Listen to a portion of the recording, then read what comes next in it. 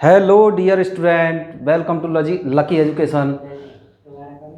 मैं डॉक्टर योगेश शर्मा, व्याख्याता भूगोल, आप सभी के लिए फिर से लेके आया हूँ 10वीं क्लास का एसएसटी का नेक्स्ट चैप्टर। हमने पिछला जो चैप्टर था वो पढ़ा था 8 नंबर का चैप्टर और उसका नाम था जल संसाधन। जल संसाधन में हमने कई चीज़ों पर बात की, उसमें कई क्वेश्चन निकल के आते हैं, छोटे बड़े जैसे भी हैं। 3 नंबर का आता है। अगला जो चैप्टर है वो 9वां चैप्टर है और 9वें चैप्टर का नाम है भारत में कृषि। ये जो चैप्टर है ये भी बड़ा इंपॉर्टेंट चैप्टर है और इसमें से कई प्रकार के क्वेश्चन निकल के आते हैं, छोटे बड़े जैसे भी आते हैं, और ये भी 3 नंबर का आता है। अब मैं आपके लिए यहाँ पर बता देता हूँ कि मैंने जो पिछला जो चैप्टर था उसकी थोड़ी बात कर ली जाती है। उसमें मैंने आपके लिए कराया था जल संसाधन में सबसे पहले हमने परिभाषा पढ़ी थी संसाधन की, और उसके बाद में हमने एक क्वेश्चन बनाया, फिर उसके बाद कि जल एक संसाधन है कैसे, और उसके बाद में हमने कुछ पॉइंट पढ़े थे जिसमें स्थल जल का विवरण दिया गया था, कितना प्रतिशत जल कैसा है, वो कैसा है, ऐसे करके। फिर उसके बाद में हमने क्वेश्चन पढ़ा कि जल प्रबंधन या जल संरक्षण से क्या आशय है, उसकी परिभाषा पढ़ी।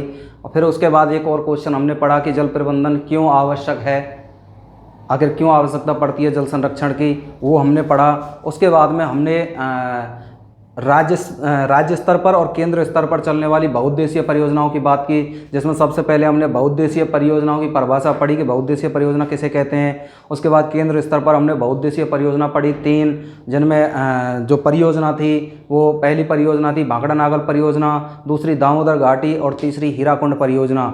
उसके बाद में राज्य स्तर पर कुछ परियोजनाएं चलाई जा रही थी केंद्र सरकार के सहयोग के द्वारा, वो हमने पढ़ी, जिनमें चंबल परियोजना थी, माही बजाज सागर परियोजना थी, और बीसलपुर बांध परियोजना थी, इंदिरा गांधी नहर परियोजना थी। उसके बाद कुछ छोटी छोटी अन्य प्रमुख योजनाएं भी पढ़ी हमने, जिनमें जाखम परियोजना थी, सिद्धमुख परियोजना थी, और आपकी सोम कमला अम्बा परियोजना थी। तो ऐसे करके छोटी छोटी परियोजना थी, मेजा बांध परियोजना थी, कई सारी परियोजना हमने पढ़ी। और उसके बाद में हमने जो क्वेश्चन पढ़ा वो पढ़ा था कि जल स्वावलंबन से आप क्या समझते हैं, और मुख्यमंत्री जल स्वावलंबन योजना क्या है, अभियान क्या है ये, उसके बारे में भी हमने पढ़ा था। उसके बाद हमने पढ़ा था परंपरागत जल संरक्षण की तकनीक पढ़ी थी हमने, और उन तकनीकों का भी वर्णन हमने यहाँ पर पूर्णतः पढ़ा था। और उनमें हमने बावड़ी पढ़ी हैं, तालाब पढ़े, झील पढ़ी, और जोहड़ पढ़ा हमने, खड़ीन पढ़ी हमने, उसमें नाड़ी हमने पढ़ी, बेरिया कोई पढ़ी, क्या क्या चीज़ होती हैं, कौन कौन से तालाब राजस्थान के प्रमुख हैं, कौन कौन सी झीलें प्रमुख हैं, वो सारी चीज़ हमने पिछले चैप्टर में आपके लिए बताई। और सीधा क्वेश्चन निकल के आता है, जैसा मैंने बताया वैसा डिट्टो बन के आएगा क्वेश्चन। ये इस चीज़ की मैं गारंटी लेता हूँ, और जैसा करा रहा हूँ वैसा ही आएगा, लेकिन बशर्ते शर्त ये रहेगी कि आप जैसा मैं पढ़ा रहा हूँ वैसा आप नोट करते चलें और उसको ध्यान से पढ़ते चलें। उसको एक बार रिवाइज करने की आवश्यकता है। देखिए, मैं एक चीज़ बता देता हूँ, हमारी 2 प्रकार की स्मृति होती हैं। स्मृति बोलते हैं याददाश्त को। तो 2 प्रकार की याददाश्त होती हैं, एक होती है लघु स्मृति यानी छोटी याददाश्त, और एक होती है दीर्घ स्मृति यानी बड़ी याददाश्त। तो मैं बात यहाँ पर कर रहा हूँ दोनों स्मृतियों की। अगर हम किसी चीज़ को कुछ समय के लिए पढ़ते हैं, क्षणिक या अंशकाल के लिए पढ़ते हैं, थोड़ा पढ़ते हैं, 1 दिन 2 दिन 4 दिन या 10 दिन पढ़ते हैं, तो वो हमारी लघु स्मृति होती है, छोटी याददाश्त होती है। लेकिन हम किसी चीज़ को बार बार दोहरान करते हैं और पूरी साल भर हम उसको एक कम से कम 25 से 30 बार अगर रिवाइज कर देते हैं, तो वो हमारी क्या है, दीर्घ स्मृति में चली जाती है, लंबी याददाश्त में चली जाती है। क्योंकि फिर उसको हम कभी भी उठा के देख लें वो हमको तुरंत याद आता है, अरे ये चीज़ मैंने तब पढ़ी थी। तो ये दीर्घ स्मृति होती है। इसलिए हमको क्या है, जितना हो सकता है उतना दोहरान करना है, रटना नहीं है। किसी चीज़ को समझ करके केवल दोहरान करना है, रटना गलत होता है। हमको समझना है और समझ करके उसका दोहरान करना है, और उसी से आपको क्या है, आपकी जो याददाश्त है वो बहुत अच्छी हो जाएगी, दीर्घ स्मृति हो जाएगी।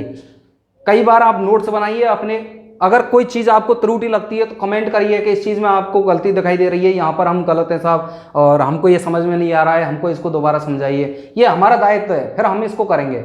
अगर गलती है तो हम उसका सॉल्यूशन निकाल के देंगे, अगर हमने पढ़ा दिया गलत तो हम माफ़ी मांगेंगे, अगर सही है तो हम आपको बताएंगे ऑथेंटिक रूप से कि यहाँ पर दे रखा है ये बिल्कुल सही है। तो इस चीज़ की ओर ध्यान देते चलिए। बाकी जो मैंने पढ़ा दिया है उसको कवर करते चलें। अगला चैप्टर 9वां चैप्टर है, और 9वें चैप्टर का जो नाम है वो है भारत में कृषि। भारत में कृषि की मैं बात कर रहा हूं तो देखिए, भारत एक कृषि प्रधान देश है। यह सभी को पता है कि भारत के अधिकांश जो जनसंख्या है वो कृषि पर ही निर्भर है। हम जो आजीविका का हमारा सबसे प्रमुख साधन है वो कृषि है, क्योंकि कृषि के द्वारा जो फसलें प्राप्त होती हैं, जो हमें जो फसल प्राप्त होती हैं, चाहे वो गेहूं, ज्वार, बाजरा, चावल जो भी है, मक्का वगैरह जो भी है, उसी से हम अपने पेट पूर्ति भी करते हैं और उसको बेच करके हम क्या है अपनी आजीविका भी कमाते हैं। उसी से हमें पैसा मिलता है, जिसके कारण हमें कृषि पर निर्भर रहना पड़ता है। मैंने यहाँ पर आपके लिए पहले एक लाइन यही लिखी है कि भारत एक कृषि प्रधान देश है। तो आपको क्वेश्चन आ सकता है कि भारत प्रमुख देश है तो कृषि प्रधान देश है, ये आपका आंसर होगा। भारत की लगभग 48.9%। अब मैं यहाँ पर एक चीज़ आपके लिए बता देता हूँ कि आपकी जो नया वर्जन आया है बुकों का, थोड़ी चेंज होकर के आई हैं और उनमें कुछ जो आंकड़े हैं वो परिवर्तित होकर के आए हैं। हालांकि वो आंकड़े भी सही हैं और जो पिछले आंकड़े थे पिछली किताब के कुछ आंकड़े वो भी सही हैं। मैंने यहाँ पर दोनों लिख दिए हैं और दोनों ही सही हैं बिल्कुल ऑथेंटिक रूप से अगर देखा जाए तो मैंने यहाँ पर लिखा है कि भारत की लगभग 48.9% जो जनसंख्या है वो प्रत्यक्ष रूप से कृषि पर निर्भर है, यानी प्रत्यक्ष रूप से कृषि ही उनका रोजगार है। कितनी प्रतिशत जनसंख्या? 48.9% जनसंख्या। लेकिन कई किताबों में यह 54.6% लिखा हुआ है कि 54.6% जनसंख्या, और यह भी बिल्कुल सही है कि 54.6 ही प्रतिशत जो जनसंख्या है अगर देखा जाए सही मायने में तो वो जनसंख्या प्रत्यक्ष रूप से कृषि पर निर्भर है, कृषि ही उसका रोजगार है। तो इसलिए आप इसको नोट कर लें और दोनों ही सही हैं। आप जोन सा भी लिखना चाहो बिल्कुल सही होगा, आपका नंबर नहीं कटेगा, ये गारंटी बात है। दूसरी बात, हमने जो अगला पॉइंट लिखा है वो है कि भारत के कुल सकल घरेलू उत्पाद में, सकल घरेलू उत्पाद बोलते हैं जीडीपी को। जीडीपी का पूरा नाम होता है gross domestic product. Gross domestic product मैं यहां पर लिख देता हूं आपको, ग्रॉस डोमेस्टिक प्रोडक्ट, और इसका मतलब होता है हिंदी में सकल घरेलू उत्पाद। सकल घरेलू उत्पाद। तो जीडीपी में भारत की कुल जीडीपी में जो कृषि का योगदान है वो है 13.7% या लिख दिया जाता है लगभग 14%। और ये दोनों ही आंकड़े बिल्कुल सही हैं। अगर 13.7% लिखना चाहो तो या लगभग 14% लिखना चाहो तो, क्योंकि पॉइंट के बाद की संख्याओं का जो महत्व होता है वो थोड़ा कम होता है, इसलिए उसको 13% या 14% लिख दिया जाता है। और कहा जाता है कि अगर पॉइंट 5 से ऊपर अगर कूद जाती है प्रतिशत तो उसको पूरा ही लिखा जाता है, पूर्ण संख्याओं में लिखा जाता है। तो ये ध्यान में रखें आप, भारत के कुल सकल घरेलू उत्पाद का सकल घरेलू उत्पाद में कृषि का जो योगदान है वो 13.7% या लगभग 14% है। भारत की कुल कितनी प्रतिशत जनसंख्या प्रत्यक्ष रूप से कृषि पर निर्भर है? तो वो है आपकी 48.9 या 54.6% जनसंख्या। आगे बात कर रहे हैं हम, अब एक शब्द आता है, साहब आजीविका क्या होती है? हमने कई बहुत बार सुना हुआ है कि आजीविका शब्द होता है, ये जीविकोपार्जन का शब्द होता है, ये होता क्या है? तो देखिए आजीविका की परिभाषा मैंने यहाँ पर लिख दी आपके लिए कि आजीविका किसे कहते हैं। तो मानव द्वारा की जाने वाली जीवन जीने की दैनिक क्रियाएं मानव के द्वारा की जाती हैं, जीवन जीने की क्रियाएं होती हैं और दैनिक क्रियाएं होती हैं, रोजाना करता है जिनको, वो ऐसी क्रियाएं होती हैं जिनसे वह अपने भोजन की पूर्ति करता है। दैनिक क्रियाएं होती हैं, रोजाना करता है और जिनसे क्या करता है वो भोजन की पूर्ति करता है। भोजन के लिए की जाने वाली क्रियाओं को आजीविका क्रियाएं कहते हैं। कहने का मतलब यह है संक्षिप्त भाषा में, तो वे क्रियाएं जिनसे हमको भोजन की पूर्ति होती है या वे दैनिक क्रियाएं जीवन जीने की जिनसे हमको भोजन की पूर्ति होती है, वो भविष्य के लिए आर्थिक क्रियाएं भी करता है मनुष्य, उनसे वो आजीविका क्रियाएं कहलाती हैं, वो आजीविका कहलाती है। ये हमको ध्यान रखना है। तो मैंने आप परिभाषा लिख दिया, बहुत ही संक्षिप्त और सरल भाषा में है, आप इसको एक बार पढ़ेंगे तो आपको पता चल जाएगा। मानव द्वारा की जाने वाली जीवन जीने की वे दैनिक क्रियाएं जिनसे वह अपने भोजन की पूर्ति करता है और भविष्य के लिए आर्थिक क्रियाएं करता है, आजीविका क्रियाएं कहलाती हैं या आजीविका कहलाती है। आगे बात कर रहे हैं, चलो आजीविका की बात हो जाती है साहब। अब इसमें एक शब्द आया है आर्थिक क्रियाएं। अब ये आर्थिक क्रिया क्या होती हैं? आर्थिक क्रिया होती हैं जीवन जीने के लिए जो कुछ क्रिया करता है मानव, वो सभी आर्थिक क्रियाएं कहलाती हैं, जिनसे वो आय भी कमाता है और अपने पेट की पूर्ति भी करता है, वो सभी क्रियाएं आर्थिक क्रियाएं कहलाती हैं। कैसे? मानव द्वारा की जाने वाली, मैं आर्थिक क्रियाओं की परिभाषा बता रहा हूं, आर्थिक क्रिया किसे कहते हैं। तो मानव द्वारा की जाने वाली वे क्रियाएं जिनसे जीवन जीने के अनेकों उद्देश्यों की पूर्ति की जाती है। कोई एक उद्देश्य पूरा नहीं होता है इन क्रियाओं से, अनेकों उद्देश्यों की पूर्ति की जाती है, चाहे वो खाने के लिए भोजन की हो, चाहे वो आपका आय आजीविका के लिए कमाने की हो। आय का संचय करना भी भविष्य के लिए क्या है, आजीविका का एक स्रोत होता है। हम पैसा आज ज़्यादा कमा लेंगे तो कल के लिए पता नहीं है हमें नौकरी मिले नहीं मिले, इसलिए उससे क्या है हमारा जो पेट पूर्ति है वो चलती रहती है। तो ये आर्थिक क्रिया होती है, और ये आर्थिक क्रिया कोई एक ही दिन के लिए नहीं होती है, कई दिनों के लिए होती है। तो आजीविका का ये प्रमुख साधन होता है आर्थिक क्रिया, इसलिए आपको ये ध्यान देना है। तो यहाँ ये छोटी छोटी बातें आपके लिए मैंने बताई। अब आपकी किताब में जो मुख्य रूप से जो चैप्टर चालू होता है वो यहाँ से होता है, जहाँ से मैं स्टार्ट करने जा रहा हूँ। क्वेश्चन बन के आता है कि ऋतुओं के आधार पर भारत में कृषि फसलों को कितने प्रकारों में बांटा गया है, कितने भागों में बांटा गया है।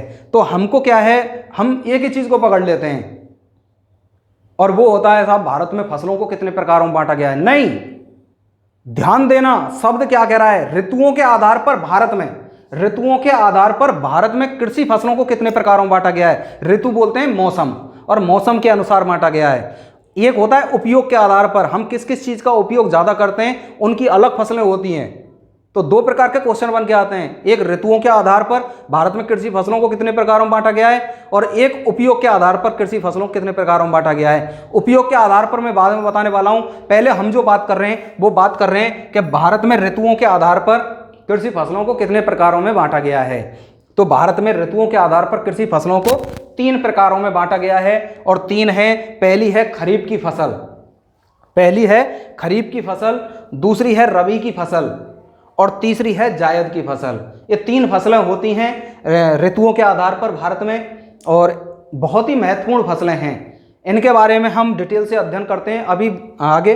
आप अपने इसको नोट कर लीजिए पेन कॉपी लेकर के, और आगे चलते हैं। हाँ, तो देखिए बात कर रहे हैं हम फसलों की ऋतुओं के आधार पर। तो पहली फसल है खरीफ की फसल, मैंने आपको 3 बताई हैं, खरीफ की फसल, रबी की फसल और जायद की फसल। पहली फसल है खरीफ की फसल। इनमें से जो क्वेश्चन आता है वो सीधा आता है, खरीफ की फसल का समय क्या है। अब खरीफ की फसल का बोने का समय अलग होता है और काटने का अलग होता है, तो हमको यहाँ पर ये याद करना पड़ता है। या फिर क्वेश्चन आता है कि खरीफ की प्रमुख फसलें कौन कौन सी हैं, नाम लिखिए। ये इस प्रकार के क्वेश्चन बन के आते हैं, इनमें से छोटे क्वेश्चन। या तो बड़ा क्वेश्चन आएगा कि ऋतुओं के आधार पर भारत में कृषि फसलों को कितने प्रकारों में बांटा गया है, वर्णन कीजिए या स्पष्ट कीजिए। 2 नंबर का क्वेश्चन पूरा आएगा, या फिर आएगा तो छोटा क्वेश्चन आता है 1 नंबर का, जो कि अलग अलग फसल का समय पूछ लेता है या उनकी फसलों के नाम पूछ लेता है। जैसे खरीफ की फसल का समय क्या है, तो ये है जून जुलाई में बोई जाती है और अक्टूबर नवंबर में काट ली जाती है। यानी इसको जून जुलाई, जब गर्मियां जब स्टार्ट हो जाती हैं तब इसको बो दिया जाता है, और जैसे ही शीत ऋतु शुरू होती है उस समय इसको काट लिया जाता है। ये इस फसल का समय होता है।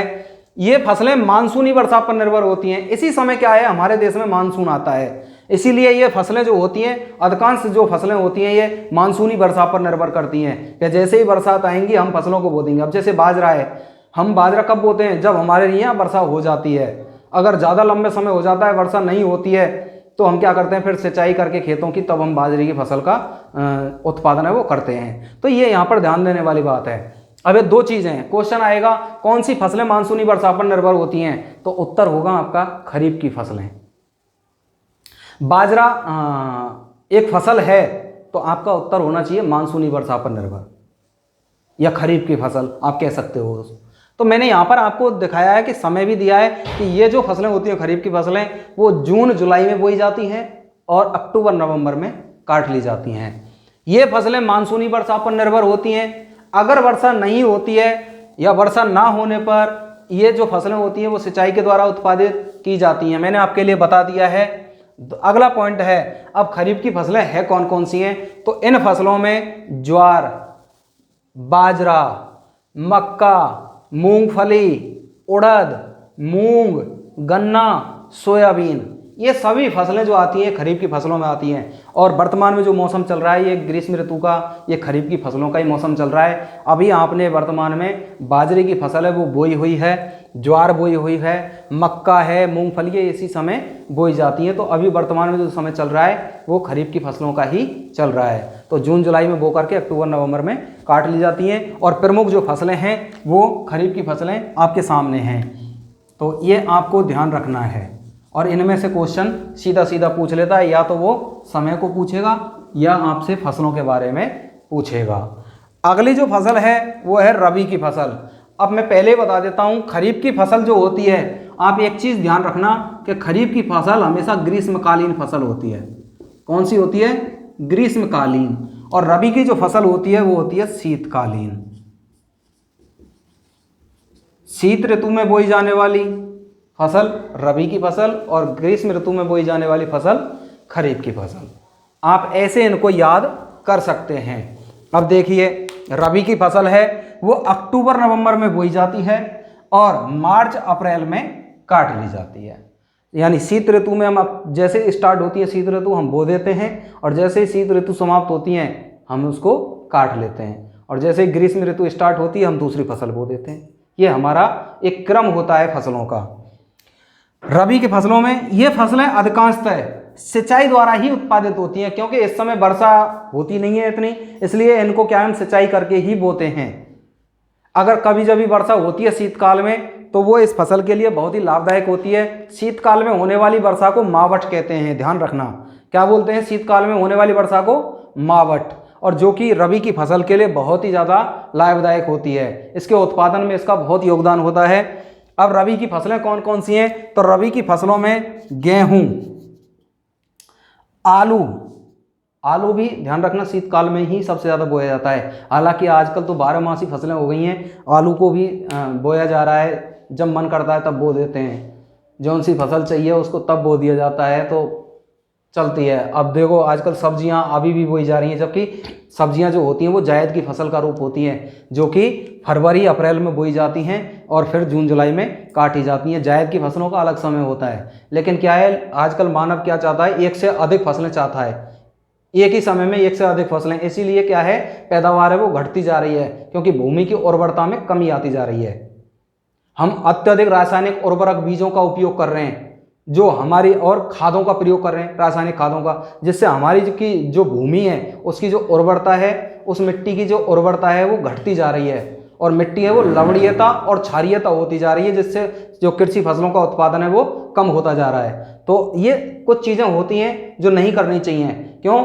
थोड़ा सा लालच मानव को क्या है कि वो एक ही बार में एक से अधिक फसलें उठाना चाहता है, ताकि उसकी आजीविका है वो अधिक हो जाए और उसका जीवन स्तर है वो ऊंचा हो जाए। लेकिन ऐसा नहीं होता है, बात तो वही हो रही है, उधर उत्पादन कम होता जा रहा है। फिर तो ये चीज़ें होती हैं, हमको इस चीज़ की ओर ध्यान देना है। तो रबी की फसलों में प्रमुख जो फसलें हैं वो है गेहूं, आलू, जौ, चना। तिलहन की फसलों में 2 फसलें आती हैं इस समय, वो है एक अलसी और एक सरसों। जीरा, धनिया, अफीम और ईसबगोल। मुख्यतः ईसबगोल का क्वेश्चन आया हुआ है कि ईसबगोल मुख्यतः फसल है, तो वो रबी की फसल है, ये ध्यान रखना। ईसबगोल की भूसी आती है, जो कि मानव के लिए बीमारियों में काम में ली जाती है, वो अधिकांशतः उसको लेते हैं लोग। तो ये रबी की प्रमुख फसलें हैं जो बहुत ही इंपॉर्टेंट हैं, और इनमें से ही क्वेश्चन अधिकांश से पूछा जाता है। या तो खरीफ की फसलें पूछ ली जाती हैं या रबी की फसलें। अब आप इसको नोट कर लीजिए, बाकी आगे चलते हैं जायद की फसलों की ओर। हाँ, तो अब देखिए जायद की फसलें क्या हैं। जायद की फसलें, ये फसलें मार्च अप्रैल में बोकर और जून जुलाई में काट ली जाती हैं, जायद की फसलें होती हैं। इन फसलों में अधिकांशतः साग सब्जियां और फलों को ही बोया जाता है। बाकी आप जानते हैं साग सब्जियां कौन कौन सी होती हैं। लौकी है, तरबूज है, खीरा है, ककड़ी है, खरबूजा और बाकी सारी सब्जियां जो आप उनको उपयोग में लेते ही हैं। तो ये जायद की फसलें होती हैं। और इस प्रकार हमारी ऋतुओं के आधार पर जो कृषि फसलें हैं वो 3 प्रकार की हो जाती हैं।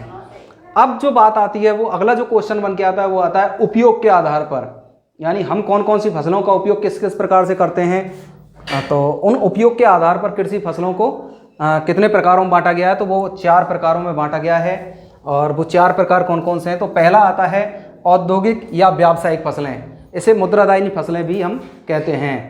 अगली है खाद्यान्न फसलें, नंबर 2। नंबर 3 है बागानी फसलें, और नंबर 4 हैं उद्यान फसलें।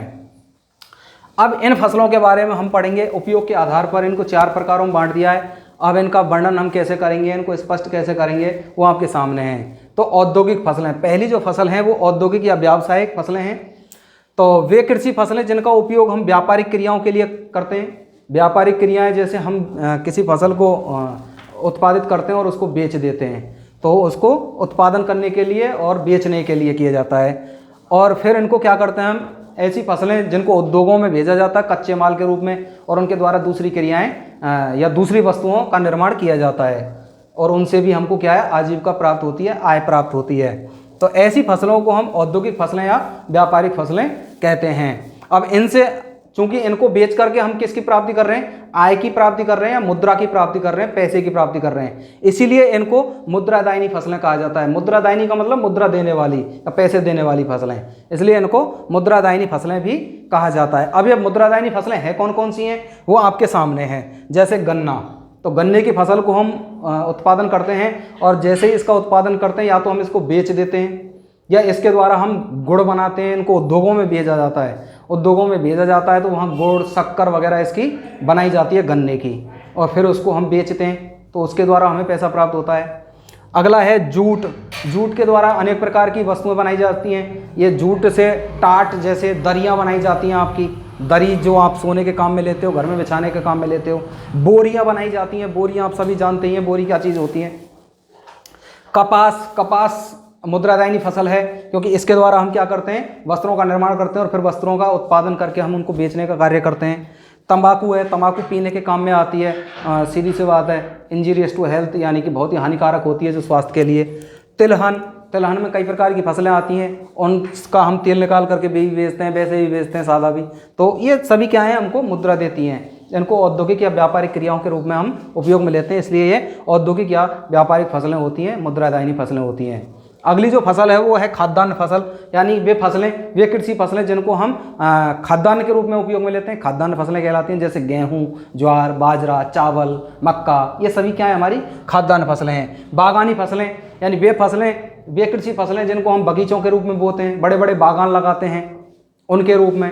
जैसे हम फल है, फल हमारी क्या है, बागानी फसलें हैं अनेक प्रकार की। तो ये फसलें बागानी फसलें होती हैं। उद्यान फसलें, यानी कि साग सब्जियां जिन क्षेत्रों में की जाती हैं उन्हें उद्यानी फसलें कहते हैं, यानी छोटे छोटे बगीचों वाली, जो छोटी छोटी हम गड्डियां बना करके या खेतों में बोते हैं, तो उनको उद्यानी फसलें कहते हैं। या फलों की जो कृषि की जाती है या फूलों की कृषि की जाती है, वो उद्यान फसलों के अंतर्गत आती है। तो ये इस प्रकार से ये फसलें उपयोग के आधार पर। अब आगे हम अगर इनकी परिभाषाओं की बात करें तो मैं आपको लिखा देता हूँ आगे, इनको नोट कर लीजिए आप पेन कॉपी लेकर के। हाँ तो बच्चों, अब इसके आगे हम अगली वीडियो में देखेंगे, अगले लेक्चर में देखेंगे जो कुछ है। और तब तक के लिए आप अपने नोट्स बनाते रहें और उनको रिवाइज करते रहें। तब तक के लिए धन्यवाद।